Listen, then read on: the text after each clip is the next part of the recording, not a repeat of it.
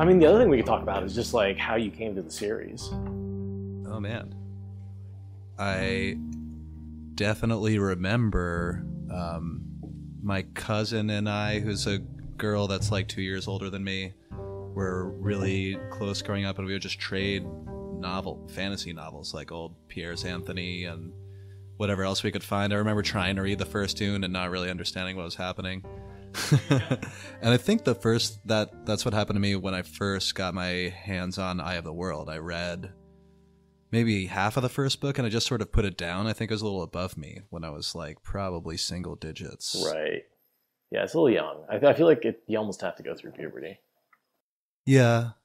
I mean, the vocabulary and the writing style that Robert Jordan has is not for children. Right. At least not for dumb children like me.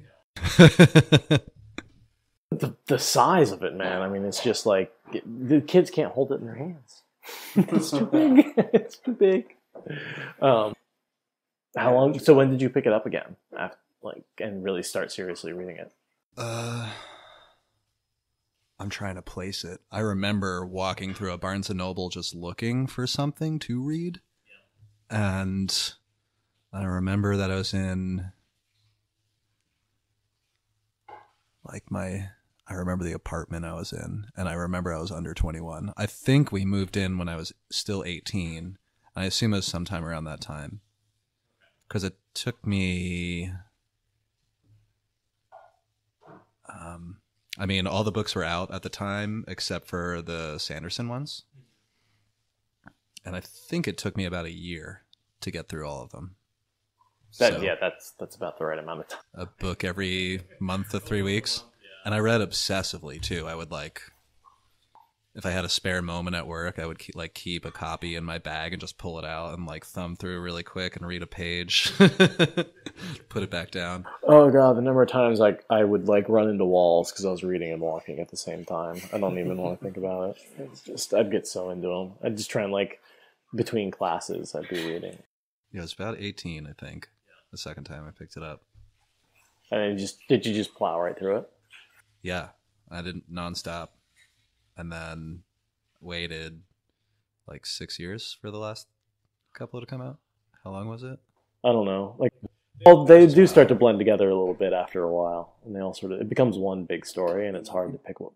I remember I was living in the same apartment. I think I was only there for a year and a half. But I was living in the same place when I found out Robert Jordan died, and I was like, oh, fuck. Are we ever going to find out? That hit me like a ton of bricks. It was probably the second most devastating death in my life. God, maybe me too. Yeah, it's up there. It's one person that died that I cared about. Everyone else was like, oh, well. But Jordan died. I wasn't going to know what happened to the end of the Wheel of Time. I mean, I think, certainly owe Sanderson a huge debt for that one.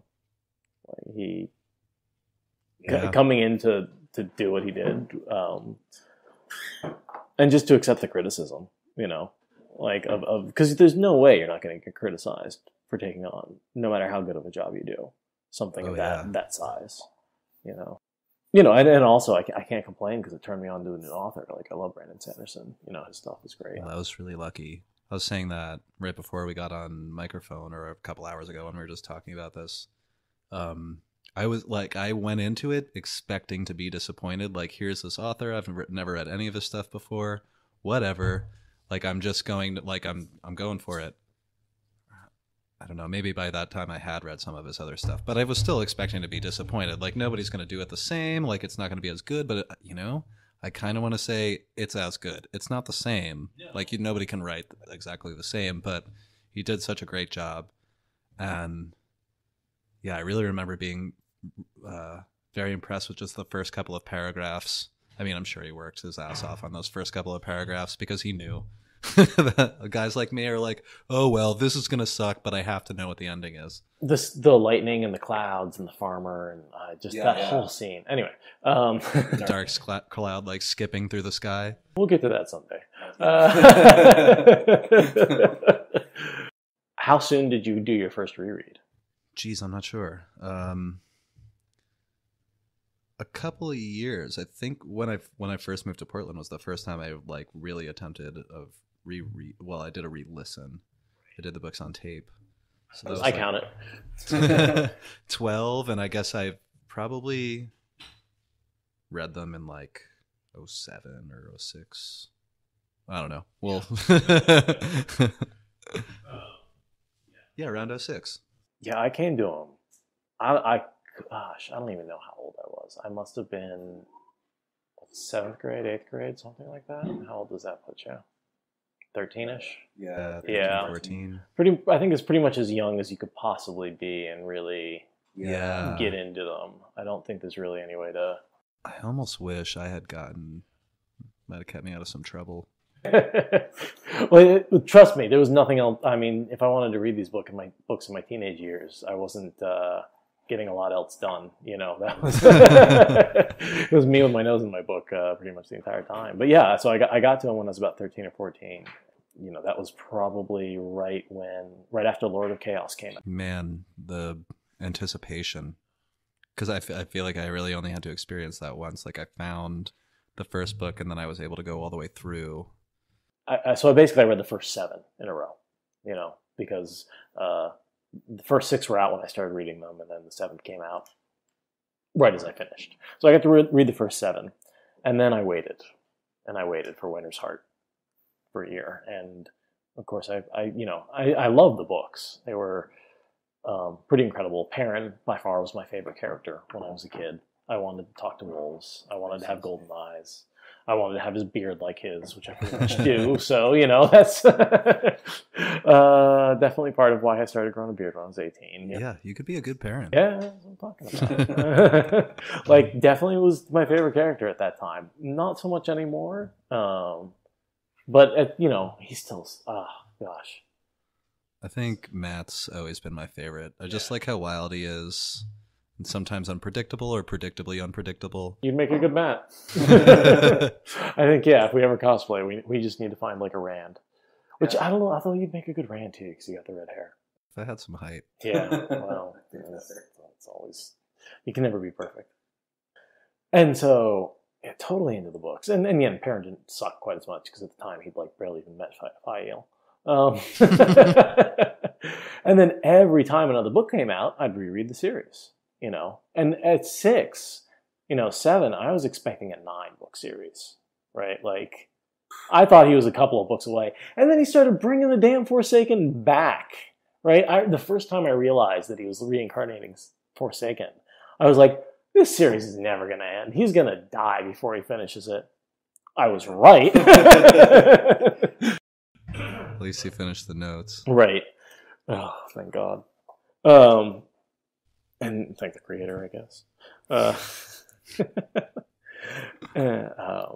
And then the internet happened, and I got really into the Wheel of Time FAQ. And every time the book came out, I was deep into, or Who Killed Asmodean, and just all the other just ridiculous theories that were going on at the time, and like that, I think is really where my theories came out, because I was trying to predict all this stuff.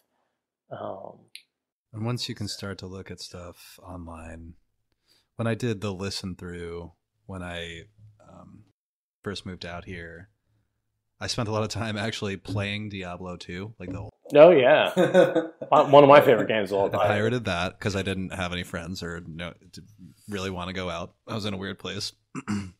Story for another time, but didn't really want to leave my apartment, so I would just like go to work and go home, like kick on Diablo 2 and Wheel of Time audiobook. And if I had a question, like, I'd be listening and sitting and playing passively and listening. And if I had a question, like, wait a minute, who's this character? I could just flip to Firefox and to like Google, like, who's this person? And then I started to, it gives you a much broader view. Because, when I first read it, there wasn't really, we had the internet, but it wasn't, I don't feel like the same resources were there. Or at least I never thought to use them, I guess. Yeah, the Wheel of Time FAQ, I think, was a very small niche website. And, if you found it, that was amazing. But I don't think it was easy to find in the beginning, Yeah. I honestly don't remember looking. I probably would have just assumed that there was no such thing.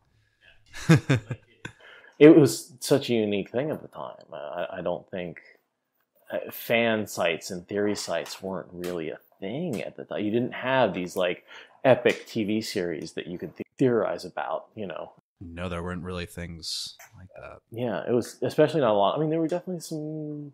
That was probably the beginning. Yeah.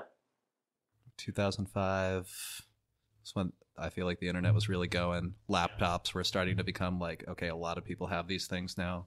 Wi-Fi, I think, really made it a popular thing. Yeah. All that kind of stuff.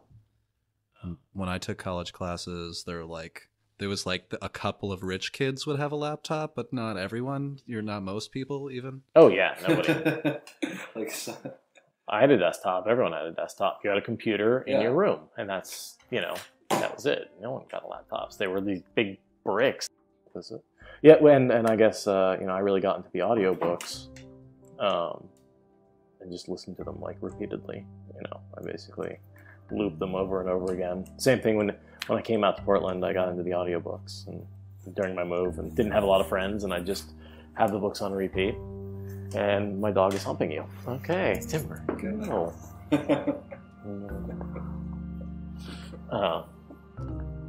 And then, you know, it's become this thing that whenever I tear through podcasts or whenever I don't have something else to listen to, I just throw on the Wheel of Time wherever I'm at it, you know, and I go around and around. I should start doing that.